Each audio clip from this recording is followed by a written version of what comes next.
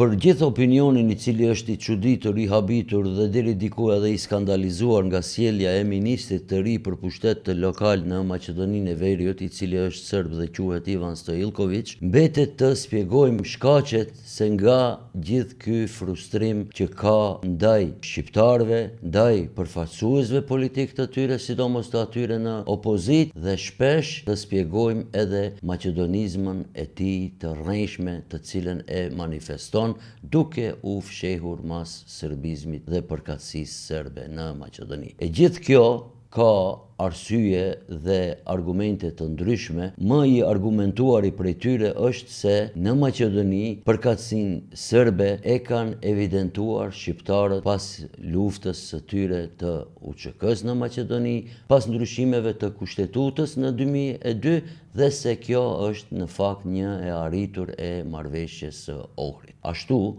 ky përfaqësues politik, i cili tani legjitimohet vetëm me përkatësinë e komunitetit serb në Maqedoninë e Veriut, e ka si frustrim pasi e di se kjo është një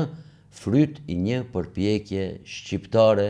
në Maqedoni, pasi para kësaj serbët nuk kanë qenë të evidentuar as në preambulën e as si element konstituiv në sistemin institucional të Maqedonisë. Herat tjera, ky ka qenë i votuar si deputet, ka qenë i votuar në listën kallaballëk të VMRO-s e tjera me radhë. Mirë po, tani kur zgjidhet ministër vetëm për shkakun se është serb, atëherë kjo është merit e përpjekjes historike politike të shqiptarëve të këtushëm, të cilët pas ndryshimeve të kushtetutës mundsuan që edhe vllehët serbët, turqit, romët dhe bosnjakët të evidentohen si element konstituiv. Ju faleminderit.